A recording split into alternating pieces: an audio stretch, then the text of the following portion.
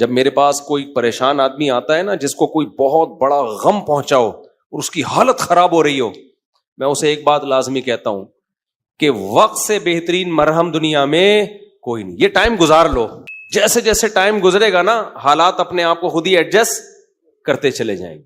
یہ اللہ نے انسان کے باڈی میں ایسی ایک لچک رکھی ہے. میں نے ایک ڈاکٹر صاحب سے پوچھا, ڈاکٹر صاحب اب پین کلر ایجاد ہو گیا ہے, درد ہوتا ہے, لوگ ٹیکا لگاتے ہیں, پہلے زمانے میں کیا ہوتا تھا؟ داڑھ کے درد کی تکلیف کتنی زیادہ ہوتی ہے نا, داڑھ کا درد ہو رہا ہو, اب تو پین کلر کھا لیتے ہیں لوگ. تو کیا کرتے تھے 2-4 دن کے بعد تو مرنے لگتے ہوں گے. انہوں نے کہا اللہ نے ایسا سسٹم بنایا ہے, پین جب زیادہ عرصہ چلتا ہے نا باڈی, یا تو وہ خود ہی باڈی اس کو کم کر دیتی ہے یا وہ فیل ہونا کم ہو جاتا ہے. تو اللہ بھی تو ہے نا, اللہ کے میاں کا بھی تو ایک سسٹم ہے بنایا ہوا. جیل میں جو لوگ قید میں چلے جاتے ہیں, لمبے لمبے عرصے قید رہتے ہیں, جب وہ چھوٹ کے آتے ہیں بتاتے ہیں کہ شروع میں ہم 2-3 دن خودکشی کے خیال آتے تھے اس کوٹری میں, یار کیسے نکلیں گے, کہاں جا کے سر ماریں. کہہ رہے ہیں 1 ہفتہ 2 ہفتہ 3 ہفتہ 4 ہفتہ, اس کے بعد یوز ٹو. کیا ہو گئے؟ ایک آدمی 4 سال جیل میں رہ کے آیا, 4 سال. کہتا ہے 4 سال میں نے دھوپ, اچھا بھلا آدمی بھی بہادر آباد اور ڈیفنس کا جو لگژری لائف اسٹائل میں ٹائم گزارا.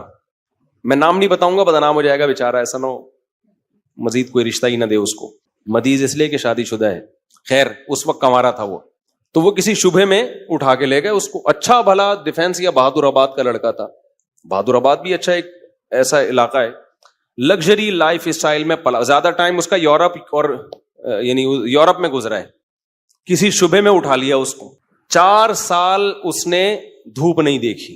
کہہ رہے میں جب اندر گیا ہوں نا, ایک پپو فیملی کا, برگر فیملی کا بچہ اندر گیا تو کیا حال, لیکن کچھ چیزیں سنی بھی تھیں, علماء کی تقریریں, کچھ صبر سے متعلق, کچھ ایک کہ بھئی جب مصیبت اللہ کی طرف سے آتی ہے اس میں اجر اللہ کی طرف سے. بھئی قصور تو نہیں تھا اس کا, اب یہ تو اللہ کی طرف سے مصیبت ہے.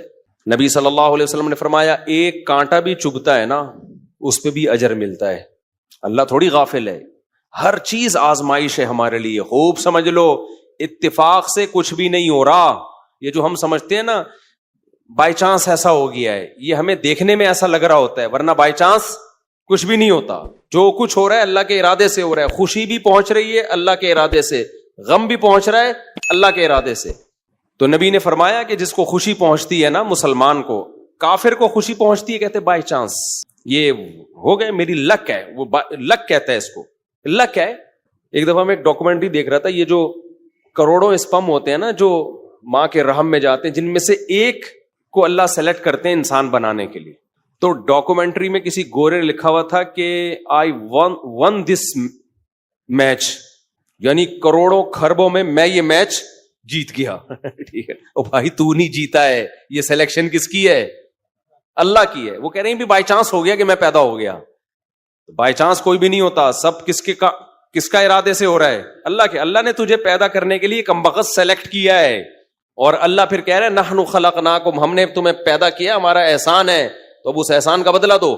تو جہاں آپ یہ کہیں گے نا اتفاق سے ایسا ہو رہا ہے, وہاں خوشی پہ اتراؤ گے بھی اور غموں پہ ٹینشن میں بھی آؤ گے. یار کیوں ہو گیا میرے ساتھ؟ اچھا ہٹلر کتنا روتا رہتا آخری عمر تک, تبھی پھر وہ خودکشی کر لی اس نے کہ یار 1 ہفتہ پہلے میں رشیا پہ اٹیک کر دیتا, ہاں یار کتنی بڑی غلطی ہوئی ہے مجھ سے. وہ کہتے ہیں ایک ہفتہ پہلے اٹیک کر دیتے نا تو رشیا کا نقشہ کچھ اور ہوتا. وہ 1 ہفتہ رہ گیا, پتہ نہیں پولینڈ ولینڈ کے کس کے چکر میں رہ گیا, تو وہ رشیا نہیں اٹیک کر کے اس کی ایسی کی تیسی کر دی. تو روتا رہتا تھا وہ. ابے روتا رہتا نہیں, تو نے جو کچھ حرکتیں کی ہیں تو اللہ نے تجھے کیا دیا اس کا بدلہ. خیر تو توبہ کر لیتا, مسلمان ہوتا تو کیا کہتا, یار اللہ کی طرف سے چپت لگ گئی ہے میرے, اب توبہ استغفار کر لو. اور توبہ ایسی خاندانی چیز ہے یار, کچھ بھی ہو جائے. ہٹلر مسلمان ہوتا, کہتا میں نے ہزاروں لاکھوں انسانوں کو قتل کر دیا, بند کمرے میں جا کے گڑ گڑا لیتا اللہ سے, معاف کر دے اللہ. دنیا کو نہیں پتا چلتا, اللہ کیا کر دیتا, معاف. لیکن چونکہ کافر تھا تو کیا ہوا ہے, اس نے قوم کا مجرم تھا وہ, اس نے کہا کیا کر سکتے ہیں, اس کو پتا تھا پبلک نہیں چھوڑے گی, تو اٹھا کر کے مارکیٹ سے اپنے آپ کو شارٹ کر لیا. انجام بھی برا, زندگی بھی بری. مسلمان کی زندگی بری ہو, کم از کم انجام اچھا اس کے اختیار میں ہوتا ہے. یار اللہ کو منا لو, اللہ کہتا ہے 100 انسانوں کے قاتل کو بھی میں بخش دوں گا. خیر میں وہ واقعہ سنا دوں میں. تو وہ کیا ہوا ہے کہ وہ بہادر آباد کا پپو بچہ جو ہے نا کہاں چلا گیا؟ جیل میں. اب علماء سے اس کا تعلق تھا, ماشاءاللہ داڑھی بھی رکھی ہوئی تھی اس نے, کہ یار اب یہ غم کس کی طرف سے ہوتے ہیں؟ اللہ کی طرف سے. تو مجھے اپنا قصہ سنا. میں نے کہا یار 4 سال میں تو دھوپ میں نا ایک دن نہ بیٹھوں میں ڈپریشن میں جانا شروع ہو جاتا ہوں. یہ جو بند کمروں میں لوگ سارا دن بیٹھے رہتے ہیں, پتہ نہیں کیسے. ہم نیچر سے جس کو بھی محبت ہوگی نا وہ دھوپ نہیں چھوڑ سکتا بھائی. بکریاں مرغی انڈے نہیں چھوڑ سکتا, دھوپ نہیں چھوڑ سکتا. وہ بکریاں مرغی تو چلو زیادہ ہو گیا, لیکن دھوپ نہیں چھوڑ سکتا وہ. تو میں نے کہا 4 سال آپ کیسے بند کمرے میں رہے ہیں؟ اور بھی قیدی تھے. کہہ رہے میں 2-3 دن تو ٹینشن میں رہا. پھر میں نے کہا اچھا یہ بھی نہیں پتا کہ نکلیں گے کب یہاں سے. یہ پتا ہو نا, آدمی کہتا ہے چلو 4 سال میں دن گننا شروع کر دو. یہ بھی نہیں پتا نکلیں گے ہی بھی نہیں نکلیں گے. کہہ رہے میں نے کہا جو ہونا تھا وہ تو ہو گیا, اب ہم تو جیل کی دیوار توڑ کے بھاگ نہیں سکتے. تو کہہ رہے میں نے کیا کیا, پھر وہاں پر میں نے اٹھک بیٹھک اور ایکسرسائز شروع کر دی کہ بھائی ٹائم کیا کرو, پاس کرو. ٹھیک ہے. کہہ رہے اس کا فائدہ یہ ہوتا ہے 400 دفعہ میں بیٹھ کے, کیونکہ اور تو کوئی کام ہی نہیں ہے اسٹیمنا بنانے کے علاوہ. اسٹیمنا بنانے کے علاوہ کوئی کام ہے ہی نہیں. اچھا ہے بڑا پاورفل ماشاءاللہ, آپ کبھی ملو تو آپ دیکھو بہت زیادہ ساری طاقت جیل میں بنائی ہے اس نے. کہہ رہا ہے میں بیٹھ کے لگاتا تھا ان 4 پھر ڈپس لگاتا تھا, پتہ نہیں کتنے ڈپس لگا لیتا تھا, ایکسرسائز کرتا تھا. کہہ رہا ہے اس کا فائدہ یہ ہوتا تھا اتنا تھک جاتا تھا کہ مجھے نیند خواندہ نہیں آتی تھی. ظاہر ہے نیند تو 20 بیماری کا علاج ہے. ڈپریشن ختم کرنے کا سب سے بہترین ذریعہ ہی گہری نیند ہے. ڈاکٹر ڈپریشن کے مریضوں کو کیا دیتے ہیں؟ نیند کی گولیاں دیتے ہیں کہ سوتا رہے بس, پتہ ہی نہ چلے پی ٹی آئی آ رہی ہے کہ جے یو آئی آ رہی ہے کہ مسلم لیگ آ رہے ہیں, کہ یہ ٹینشن ہی ختم, اسٹیبلشمنٹ کیا کر رہی ہے چھوڑو. تو کہہ رہے ہیں میرے ساتھ جو قیدی تھے نا وہ بہت سے اس میں پاگل ہو گئے, کیونکہ بیٹھے رہتے تھے, سوچتے رہتے تھے ہر وقت دماغ میں نا کیا یہاں سے نکلیں کیسے. حالانکہ بہت سے جرم کر کے آئے ہوئے تھے, ٹھیک ہے, ان کا تو بنتا تھا. تو کہہ رہے 4 سال کے بعد رہائی کا فیصلہ ہوا. کہہ رہے ہم جب باہر نکلے تو پھر دنیا جنت لگی. پھر اب اس نے 4 شادیاں استغفر اللہ کی ہیں. تو خیر کی ہیں, واقعی 4 کی ہیں. کہہ رہے اس سے مجھے پاور کیا ملی؟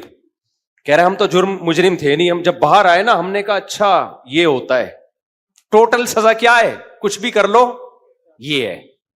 تو کہہ رہے میرے اندر اتنا اسٹیمنا پیدا ہو گیا دنیا میں کچھ کر گزرنے کا. آپ کو پتا ہے جیل ہمارے مجرم بناتے ہیں, جیل میں جا کے نا اسٹیمنا بڑھ جاتا ہے مجرم کا, سمجھ رہے ہو. ایک تو اس کو یہ پتا ہوتا ہے آئندہ اس طرح سے کام کرو گے تو پکڑے نہیں جاؤ گے, اس طرح سے کیا تھا تو پکڑا گیا تھا نا, اب یہ والی غلطی نہیں کرنی. تو اس لیے شریعت میں جیل کی سزا نہیں ہے, شریعت میں ہے کہ اسی وقت نمٹا دو. چوری کی ہاتھ کاٹو, چلو بھائی نکل پتلی گلی سے, شاباش. ہم کیا کرتے ہیں چوری کی جیل. تو کہتا ہے یار اس دن وہ CCTV کیمرہ دیکھنا بھول گیا تھا میں, آئندہ تھوڑا خیال کروں گا. پھر وہاں سارے چور ہی بیٹھے ہوتے ہیں, کوئی نیک آدمی تو آیا نہیں ہوتا جیل میں. تو چور آپس میں ان کی کیا ڈسکشن ہوگی, وہ تہجد کی باتیں تھوڑی کریں گے. وہ ابھی تو نے کیا کرتا ہے, وہ میں نے اتنے بندے مار دیے, آپس میں ان کا گینگ بنتا ہے. پھر آپس میں نمبر ایک دوسرے کے ساتھ وہ شیئر کرتے ہیں کہ جب باہر نکلیں گے تو پھر دیکھتے ہیں ہم. اور 4 سال میں 10 سال میں کیا کچھ ہوتا ہی نہیں ہے, تو کچھ کرنے کی صلاحیت ان میں ویسے ہی ختم. وہاں جا کے کوئی یہ تھوڑی کہ وہ ماسٹرز کر رہے تھے یا PhD کے اسکالر بن کے باہر آئے, یا کوئی انجینئرنگ مکمل کر لی اب باہر جاب ملے گی. 4 سال 8 سال زندگی بہترین ان کے ویسے ہی برباد ہو گئے. اب ان کے پاس کمانے کے لیے چپل چوری کے علاوہ اور کوئی راستہ ہوتا نہیں ہے, یا باقی چوریاں ڈکیتیوں کے علاوہ کوئی راستہ ہی نہیں ہوتا ان کے پاس. تو نظام اتنا گندا ہے, اس لیے اسلام نے سزا رکھی ہے, اس میں ادھار نہیں رکھا. قصاص ہے, ثابت ہو گیا کہ بھائی اس نے بندہ مارا ہے, فوراً پکڑ کے وارثوں کے حوالے کیا جائے گا, بھائی تمہارا باپ مارا ہے, تم بتاؤ کیا کرنا ہے. اب وہ فیصلے میں دیر کر رہے ہیں تو اس دوران جیل میں بند کیا جائے, بھاگ نہ جائے. جیل میں اس کو تمام سہولتیں دی جائیں گی, بھائی یہ بندہ ہے بھاگے گا نہیں, جلدی 1 ہفتہ ہے آپ کے پاس, فیصلہ کرو, گردن اڑانی ہے یا اس سے بارگیننگ کرنی ہے. تو بارگیننگ میں جو ٹائم لگ رہا ہے اس دوران جیل میں رہے ایک الگ بات ہے.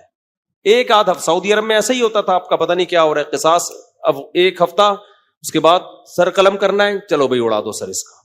سر نہیں قلم کرنا, پیسے لے کے چھوڑنا ہے, پیسے لے بھائی, اور جو بھی رہن کے طور پر اس کی پراپرٹی رکھوائی, چل بھائی نکل, ختم. ہماری عدالتوں پہ بوجھ کتنا ہے دیکھو, 20 سال پرانی فائلیں جج کے پاس پڑی ہوئی ہوتی ہیں. اسلام میں قصاص ہے.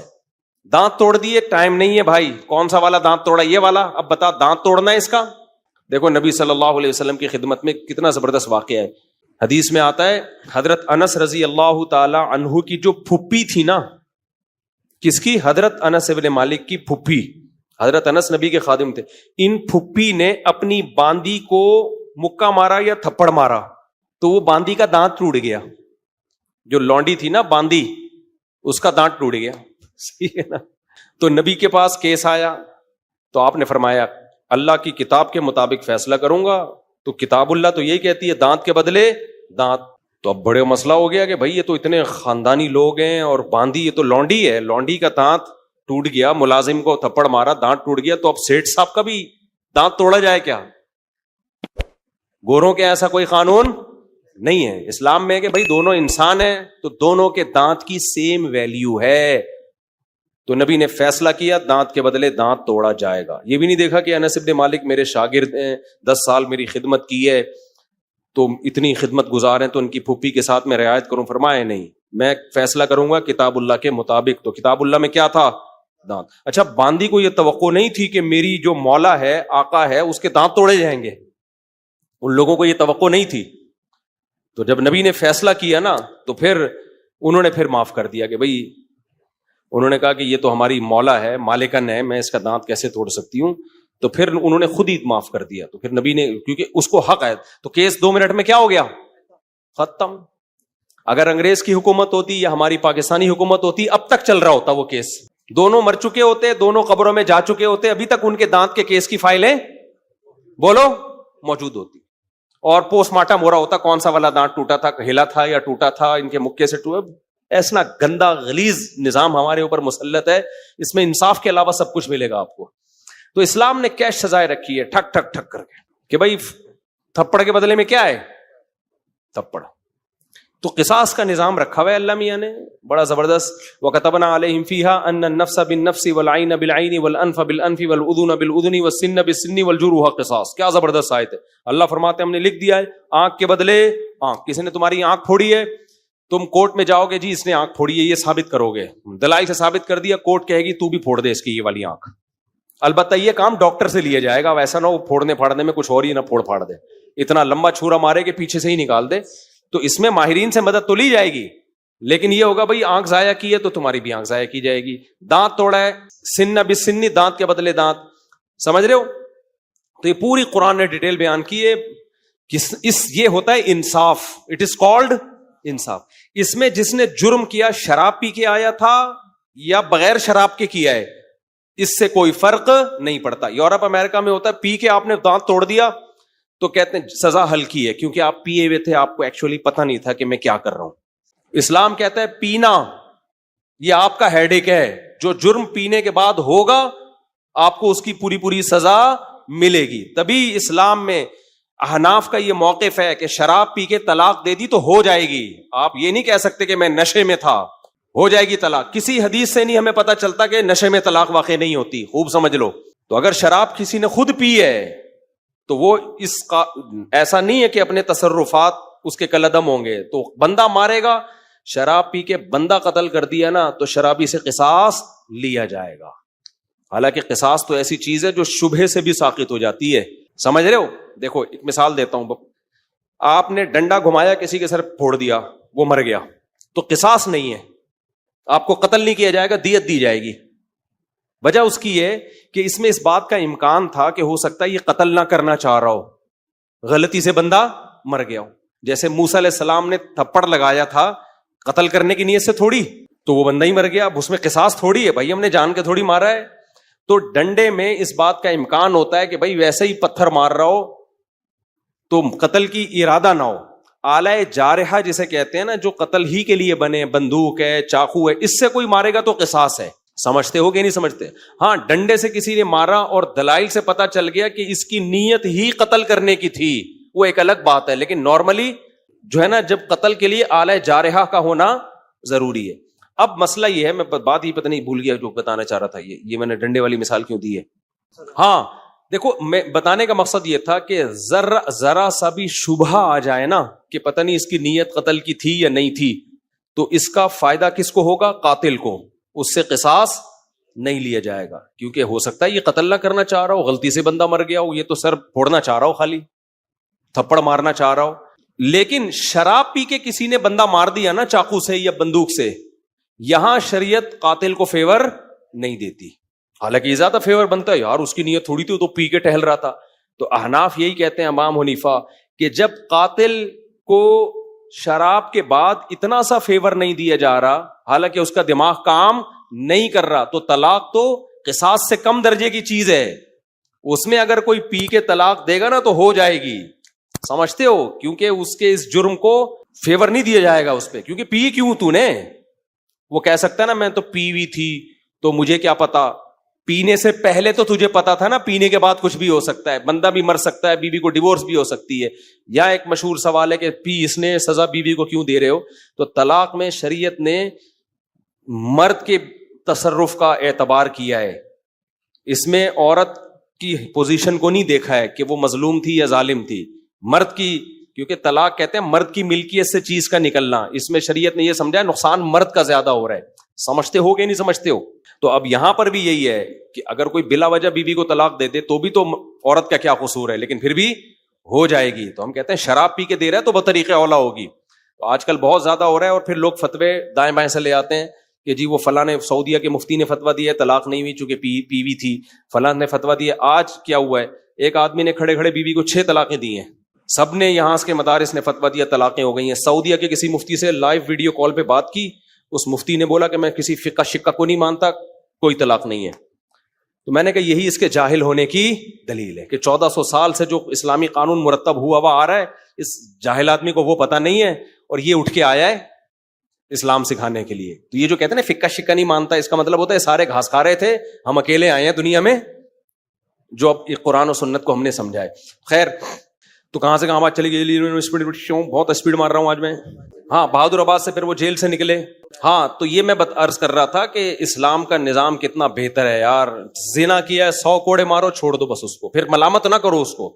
شادی شدہ نے زنا کیا, رجم کرو, قصہ ختم, چلو بھائی. کمارے نے زنا کیا, 100 کوڑے دونوں کو چترول لگاؤ اور چھوڑ دو ان کو.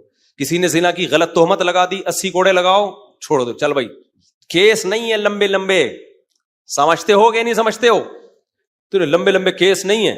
تو ہمارے یہاں تو بہت ہی گندا نظام چل رہا ہے یار, اللہ بچا کے رکھیے, جیلوں سے اللہ بچائے. جیلوں میں خارش کی بیماریاں لگتی ہیں, پتہ ہے آپ کو, ایک دوسرے کی پھوڑے پھنسیاں ٹرانسفر ہو رہے ہوتے ہیں, گندگی کا ایک نظام ہے, بہت ہی گندا نظام ہے جیلوں کا. تو وہ صاحب جیل میں 4 سال جب کاٹ کر آئے تو کہہ رہے ہیں میں اتنا کانفیڈنس پیدا ہو گیا. لیکن چونکہ بندہ 2 نمبر نہیں تھا, جب 2 نمبر نہیں تھا تو برائیوں کی طرف نہیں گیا, اچھائیوں میں کانفیڈنس پیدا ہو گیا. تو اچھائی آپ کو پتا ہے, جس نے میرے بیان سنے ہو, ایک اچھائی تو اس کو پتہ ہی ہوتی ہے کہ شادیاں میں نے 4 کرنی ہے.